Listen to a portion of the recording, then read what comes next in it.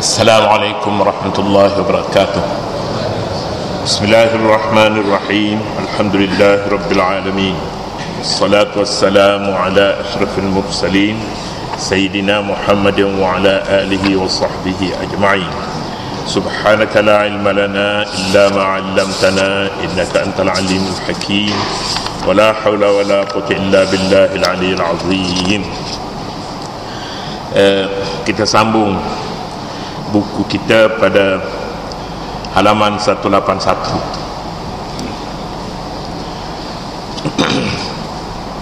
Sebelum ini kita boleh baca, masa terlalu singkat. Sebelum ini kita telah berbicara tentang berkasih sayang dengan orang bukan Islam. Ada batas-batasnya. Kita disuruh berkasih sayang, kukuhkan perpaduan sesama Islam, rapatkan saf. Di sana kita akan dapati kekuatan. Masalul mu'minina fi tarahumihim wa tawaddihim kamasalil jasadil wahidi idza ishtaka 'udwun tada'a lahu sa'iru jasadihi bis-sahari wal humma. Bandingan orang mukmin sesama mereka pada kasih sayang mereka, pada belas kasihan mereka, bagaikan satu badan. Bagaikan satu badan, masyarakat Islam, umat Islam yang berbagai bangsa, dari berbagai-bagai keturunan, berbagai-bagai warna kulit, semuanya ini bagaikan satu badan. Satu badan terdiri daripada kaki, tangan, kepala, hidung, mata, rambut. Ini semuanya, inilah masyarakat Islam. Kalaulah satu badan saja, satu anggota sakit, sebatang gigi sakit, kita akan mengalami demam dan tak boleh nak tidur. Tak boleh nak tidur sebab satu orang saja sakit dalam masyarakat Islam kita. Satu orang daripada jamaah kita sedang di hospital umpamanya, kita seharusnya tidak boleh nak tidur. Begitulah masyarakat Islam katanya. Jadi kita tertunjukkan bahawa kerjasama terhadap dibuat oleh Nabi SAW dalam jual beli.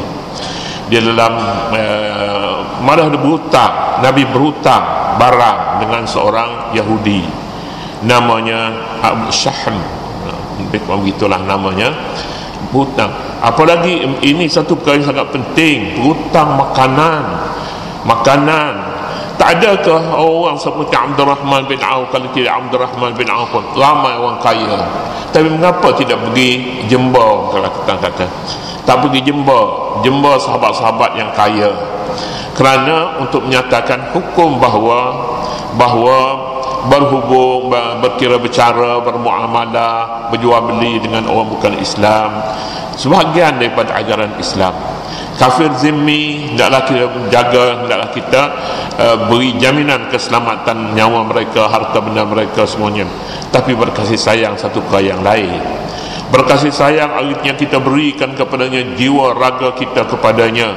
Oleh sebab itu maka kita tidak lupa, jika ada apa-apa kita tidak akan lupakan jiran kita yang bukan Islam.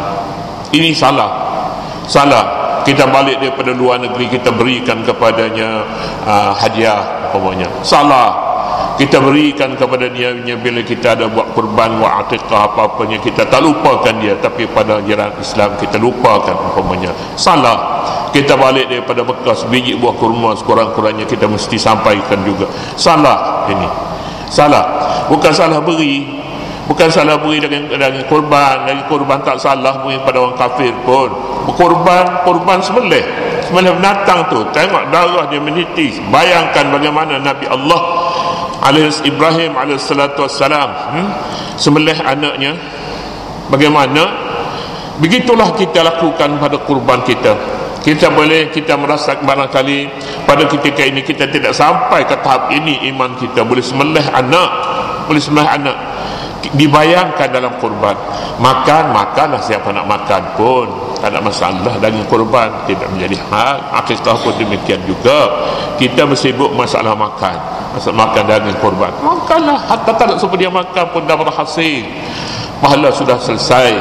Tapi kita tidak berikan satu kepahaman yang jelas bahawa anda yang sebahagian daripada satu orang daripada yang berkongsi pada satu binatang itu sebagai salah satu daripada 7 bilangan, anda dikandaki datang sini memahami hakikat kurban itu, syarat rukunnya, dan berada di sini sehingga haiwan itu disembelih. Kalau sudah disembelih, balik-baliklah, daging ada, tak ada lah, kita bagi saja kepada siapa yang ada. Tapi bila kurban itu disalah fahami, ada sebelum kurban tu binatang tu tak sembelih lagi, nya dah pegang ekor dah, aku ekor. tak apa elok, nak ekor. Nak masalah, nak syiar Islam, nak hadirkan dalam hati bagaimana Nabi Ibrahim AS diperintahkan sembelih anak, dan anaknya sedia menyerahkan dirinya untuk disembelih. Cuba bayangkan bagaimana tinggi sebenarnya imannya. Iman yang dimaksudkan di sini, iman. Kita bulan-bulan puasa kita berkaskan syaitan dalam pada hari raya haji, pada hari raya puasa, pada hari haji pula kita berkas binatang pula. Berkas binatang ni untuk perkukuhkan iman, bukan untuk makan. Orang tempat saya kalau dia hari raya haji ni, dia tanya, tak makan daging ke? Tak makan daging ke? Maknanya tak berkorban ke? Macam tu. Tak berkorban, tak makan daging ke? Tak. Tahun ni tak makan daging. Tapi kalau orang bawa datang, makan. Bawa beri serta makan. Itulah. Itu. Jadi kita harus memahami di sini, Islam bukannya anti perpaduan, tetapi dia tidak berpadu bersatu padu dengan orang yang tidak cintakan Islam. Cintakan Islam terlebih dahulu. Kenalkan siapa Nabi, siapa Islam, apa itu Islam, siapa Allah Subhanahu wa taala yang menciptakan saya dan menciptakan anda, siapa. Kemudian barulah kita bina kasih sayang. Sebab kasih sayang saya rugi sebenarnya bersahabat dengan orang yang salah faham terhadap agama ini. Agama ini bukan agama ganas, bukan agama peperangan, tetapi agama perpaduan. Sejak mula ia mula dibangkitkan, nabinya mula dibangkitkan sampai kepada hari ini. Itulah Quran, itulah sunnah, itulah hadis yang mengajar kita berkasih sayang dengan teman Islam, dan disuruh supaya kita mengenali siapa musuh dan siapa kawan. Apabila musuh-musuh Allah, lihat perenggan yang akhir, apabila musuh-musuh Allah dijadikan teman setia, lazimnya bagaimana? Tulquna ilaihim bil mawaddah, dengan cara kamu campakkan kasih sayang kamu kepada mereka. Berkawan dalam perjalanan tidak mengapa. Berkawan pergi makan di kedai dia dengan syaratnya kita bersih daripada najis, boleh makan. Kenapa tak boleh makan? Dia basuh cantik menurut cara Islam, boleh makan. Tapi kedai Islam pun kalau najis tak boleh makan, penuh dengan kuman, tak boleh makan. Kedai Islam pun, restoran Islam mau bersih dalam Islam lain daripada bersih di kalangan orang bukan Islam. Orang bukan Islam bersih dia, kenapa bersihlah, tapi bagaimana dia basuh, itu dibicarakan dalam kitab-kitab kita kalau pembersihan. Jadi kalau tidak pasti kebersihan, restoran mereka tak boleh makan, tak boleh berkongsi di sana, najis. Itu yang dibimbangi. Bukan soal restoran nama tu ada bismillah, bukan nama ada bismillah maka kita Islam boleh makan. Siapa yang buat makanan itu? Siapa? Tuan dia orang Islam. Tuan dia orang Islam lain. Tuan ni duduk tidur di rumah, duduk bila duit di rumah. Yang buat kerja ni orang lain. Juga perlu dipersoalkan. Jadi persoalan ini Islam mengambil langkah-langkah yang sangat cermat, sangat teliti sebenarnya dalam soal kasih sayang. Sebab ini mahal kasih sayang. Bila ada kasih sayang di mana-mana pun kita akan lihat perpaduan. Tapi bila tidak ada sebenarnya, bila tidak ada kasih sayang dengan jiran, dengan anak, mak, bapa, suami, isteri, peranda habis. Tidak ada apa yang disebutnya al-mawaddah, kasih sayang. Kasih sayang yang dicampak sedangkan dalam bentuk pengiriman kad selamat tahun baru. Saya dah baca semalam. Balik ke muka sebelah lah. Muka sebelah saya ini pun tak ingat nak baca dah. Mengapa kita dilarang berkasih sayang? ayat sebelum ayat waqad kafaru. Mengapa kita dilarang berkasih sayang dengan kaum bukan Islam? Waqad kafaru bima ja'akum minal haqqi, sedang mereka telah kufur, ingkar terhadap kebenaran Islam yang sampai kepada kamu. Ini dia masalah. Mereka boleh duduk diam, jangan sentuh kesucian Islam. Ala kulli halnya, kafir tak apa, kafir bukan musuh kafir. Memang tabiat kafir itu mereka tidak Islam, kafir. Tapi kesucian Islam jangan sentuh. Kesucian Islam pantang anda sentuh. Kerana bila kesucian Islam disentuh, artinya kesucian Nabi, artinya kesucian Allah Subhanahu wa taala. Artinya kejahatan manusia bila menyentuh kesucian Allah, kesucian Nabi. Bagaimana boleh dicampakkan kasih sayang kepadanya? Dia kufur. Kufur bukan musuh, tetapi sikap dan akhlak itu tidak bersopan, tidak ada adab. Wa qad kafaru bima ja'akum minal haqqi. Kamu berkasih sayang dengan mereka ketika mereka menentang Al-Quran yang dibaca kepada mereka. Bukan itu sahaja, malah di samping itu pula yukhrijuna ar-rasula wa iyyakum an tu'minu billahi rabbikum. Mereka pula mengusir Rasulullah, ini Yahudi, dan kamu mengusir kamu dari tanah suci Makkah disebabkan kamu beriman kepada Allah Tuhan kamu. Itu Yahudi, mereka mengusir. Tapi kalau kita di sini, mereka mengusir dengan cara bukan cara dia usir, dia halau keluar, bakar rumah, dia potong bekalan. Usir juga namanya. Peperangan sekarang bukan lagi peperangan mahu meluaskan kawasan. Peperangan berlanjutan, peperangan idea, peperangan pemikiran, peperangan ekonomi, peperangan sekarang ni peperangan strategi. Peperangan strategi juga Islam akan tersingkir dari tempatnya. Ini peperangan yang lebih halus sekali. Kadang-kadang kita tidak disedari bagaimana strategi yang diambil orang-orang bukan Islam untuk melenyapkan Islam, supaya apa yang ada pada orang Islam itu menjadi hak yang halal bagi mereka. Bagi bercakap tentang hal-hal yang seumpama ini juga satu kesalahan. Ini pun semuanya salah juga. Kita bercakap tentang hak orang Islam pun salah. Ini menghasut umpamanya. Mengingkari kebenaran Islam itu sudah cukup untuk kamu memutuskan hubungan dengan kaum kafir itu. Tetapi kalau di samping kufur itu, mereka pula halau Nabi Muhammad SAW dari bumi kelahiran dan tanah tumpah darahnya. Bukankah mereka ini sudah lebih dari cukup sebagai alasan bagi kamu memutuskan hubungan dengan mereka? Sudah cukup. Sudah cukup mereka halau Nabi daripada bumi Makkah. Kemudian Nabi halau mereka pula daripada bumi Madinah. Apa ini satu kesalahan? Kufur, sama-sama kufur, mereka bersatu antara satu dengan lain. Sepatutnya musyrikin tidak bersatu dengan kaum Nasara, kaum Yahudi, sebab mereka berlainan ideologi. Ini tak ada Tuhan, itu ada Tuhan. Sepatutnya Nasara tidak bekerjasama dengan kaum Yahudi kerana berbeza akidah. Ini akidah Nabi Musa. Ini akidah yang menyatakan Nabi Musa itu Nabi baginya. Mereka menuduh pula Nabi Isa sebagai anak zina. Ini bukan kawan, tapi sebaliknya untuk meruntuhkan Islam. Antara dua agama ini menjadi rakan kongsi yang paling rapat. Apa matlamatnya? Matlamatnya untuk menghancurkan Islam. Perlu dipahami di situ. Jika tidak sampai ke situ, maka tidak ada makna sebenarnya antara Yahudi dan Nasara bekerjasama. Malah Yahudi lebih meminta Nasara, dia pintas ke jalan yang lebih awal. Yahudi boleh jadi Nasrani kalau bekerjasama dengan mereka pada lahirnya.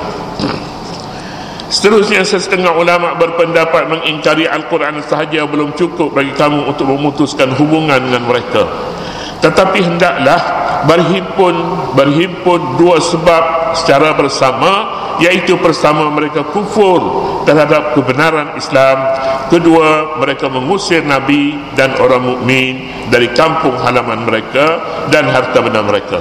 Sebahagian ulama berpendapat setakat mereka mengingkari Al-Quran tidak jadi masalah. Bukan tidak jadi masalah, memangnya begitu. Mereka tidak mempercaya wahyu langit yang terakhir, iaitu wahyu Al-Quranul Karim. Tetapi bila dia sampai pula kepada dua ciri lagi, mereka kafir terhadap kebenaran Islam, kedua mereka mengusir Nabi. Ini mengusir Nabi, satu perkara yang paling buruk lagi. Bukan saja mengusir Quran, mengusir Nabi. Ajaran-ajaran Islam yang kita dapati hari ini sebenarnya dicemburui oleh banyak pihak, bukan hanya Yahudi, bukan hanya musyrikin, tetapi pihak lain yang mempergunakan musyrikin dan lain-lain agama untuk melenyapkan Islam. In kuntum kharajtum jihadan fi sabili wa ibtigha'a mardati tusirruna ilaihim bil mawaddah. Jika betul kamu keluar untuk berjihad di jalan Allah dan kamu untuk mencari keradaanku dan untuk mencari keradaanku, maka jangan kamu berbuat demikian. Jangan kamu berbuat demikian. Kalau betul-betul kamu seorang mujahid yang berjihad dan mencari keradaan Allah Subhanahu wa taala, jangan berbuat demikian. Jangan curahkan kasih sayang kamu kepadanya. Curahlah kasih sayang kepada orang Islam, kepada keluarga, kepada anak dan isteri. Curahlah kasih sayang kepada alam sekitar. Curahlah kasih sayang pada pokok-pokok, batu, butik bukau, lautan, daratan. Ini semuanya tempat-tempat yang Nabi pernah berkasih sayang. Nabi pernah berkasih sayang dengan bukit Uhud. Nabi pernah menangis kerana meninggal kota Makkah. Kerana meninggal kota Makkah, Nabi kata, Allahumma inni uhibbuki. Wahai Tuhan, ya Makkah, wahai Makkah, inni uhibbuki, aku kasih kepadamu. Falaula anna qaumaki akhrajuni ma kharajtu. Wahai Mekah, aku cintakan kepadamu. Kalau tidak pendudukmu, penduduk negeri Mekah halau aku tak keluar sama sekali daripada bumi ini. Cinta namanya. Cinta ke negara satu sebahagian daripada iman. Kalaupun hadis itu hadis maudhu', tetapi cintakan tanah air adalah sunnah Nabi. Mengapa salah cintakan negara? Ada orang bercakap pula negara ini negara kita syirik mencintakannya. Ada pula orang bercakap cintakan negara syirik. Adakah salah? Adakah setelah kamu beriman begitu kuat dan mantap, kamu bersedia pula membocorkan rahsia kepada musuh? Membocorkan rahsia kepada musuh, rahsia perang seperti yang berlaku kepada kaum Yahudi, kepada Hatib bin Balta'ah. Rahsia perang dibocorkan kepada orang musyrikin. Adakah itu boleh wujud pada kamu jika kamu benar-benar cintakan Allah dan Rasulnya? Tusirruna ilaihim bil mawaddah wa ana a'lamu bima akhfaytum wa ma a'lantum, iaitu kamu mengadakan hubungan kasih sayang, kasih mesra dengan mereka secara sulit, sedang aku amat mengetahui segala apa yang kamu sembunyikan dan apa yang kamu nyatakan. Salah kamu membocorkan rahsia kepada mereka. Aku mengetahui apa yang kamu lakukan itu, apakah tulisan kamu dalam surat yang kamu kirimkan kepada orang-orang musyrikin di Makkah. Ini satu tamparan hebat kepada Hatib bin Balta'ah yang kita sebutnya dia salah seorang daripada ahli Badar. Tetapi kesalahan itu dimurkai Allah Subhanahu wa taala dalam ayat ini. Namun amalan mengikuti peperangan Badar lebih besar lagi daripada kesalahan membocor rahsia. Sebab itu dia dimaafkan oleh Allah Subhanahu wa taala. Wa man yaf'alhu minkum faqad dhalla sawa'as sabil. Sesiapa di antara kamu yang melakukan perbuatan yang demikian, maka sesungguhnya dia telah sesat dari jalan yang lurus. Jalan yang lurus. Artinya kalau kamu lakukan hubungan kasih sayang itu secara rahsia dan tersembunyi, padahal Allah mengetahui, dan tiada sesuatu pun yang tersembunyi daripada ilmunya, ilmu Allah. Jadi kalau begitu perkara yang kita sembunyi diketahui oleh Allah, yang kita dedah juga, yang kita zahirkan juga diketahui oleh Allah Subhanahu wa taala. Perlulah kita perhatikan bahawa tindakan ini sebenarnya besar artinya kepada kehidupan individu muslim ataupun masyarakat Islam. Besar kesannya jika apa yang kita rahsiakan itu kita bocorkan kepada orang lain. Satu perkara yang bertolak daripada pembocoran rahsia ini, wanita Islam sesama dengan wanita kafir hendaklah menutup auratnya, walaupun sesama wanita, kerana bila aurat dibuka, aurat adalah rahsia bagi seorang wanita Islam. Jadi auratnya tidak boleh didedahkan sekalipun terhadap wanita kafir. Tak boleh. Mengapa? Wanita kafir akan menjadi jalan untuk mereka bocorkan kepada kaum mereka, kaum kafir. Itu sebabnya, padahal sesama wanita apa salahnya? Salahnya kerana mereka kafir, mereka jadi tali barut untuk orang kan Islam juga nanti. Kadang-kadang sesama Islam juga, isteri kita berjumpa dengan isteri fulan-fulan, pernah makan bersama, kemudian dia balik cerita pulaknya kepada suami dia balik cerita, tak ada sebab apa-apa, hanya nak cakap aja, gelang dia, dia baju dia, kasut dia balik cerita. Salah. Suami dia yang tak pernah lihat perempuan itu, tak pernah lihat, tapi isteri dia yang menjadi tali barut ni pulanya balik cakap di rumah. Apa melopak bagi dia. Pemain. Jadi ini pun mesti kita tahu apa hikmatnya. Apa hikmatnya supaya kita, rahsia adalah rahsia walaupun terhadap siapa sekalipun, mestinya disembunyikan. Jangan jadi kita membocor rahsia. Demikian juga suami. Sekarang ni tak ada masalah, tak bocor-bocor pun, memang sedia dah bocor. Di mana-mana pun sudah bocor. Jadi kalau begitu kita seharusnya memahami hikmat di dalam Islam ni, mengapa haram, mengapa halal. Kadang-kadang dia panggilnya zari'ah, sadduz zari'ah, wajib. Sadduz zari'ah, buka, tutup segala lubang-lubang yang boleh membocorkan, tutup. Jadi menutupkan ini sebahagian daripada kaedah usul dan bagi menuju maqasid syariah.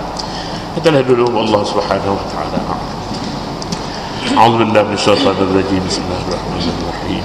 Rabbana ighfir lana dhunubana wa liwalidina wa limashayikhina wa li jami'il muslimina wal muslimat wal mu'minina wal mu'minat al ahya'i minhum wal amwat innaka sami'un qaribun mujibud du'a. Sallallahu ala nabiyyina Muhammad wa ala alihi wa sahbihi wa sallam walhamdulillahi rabbil alamin.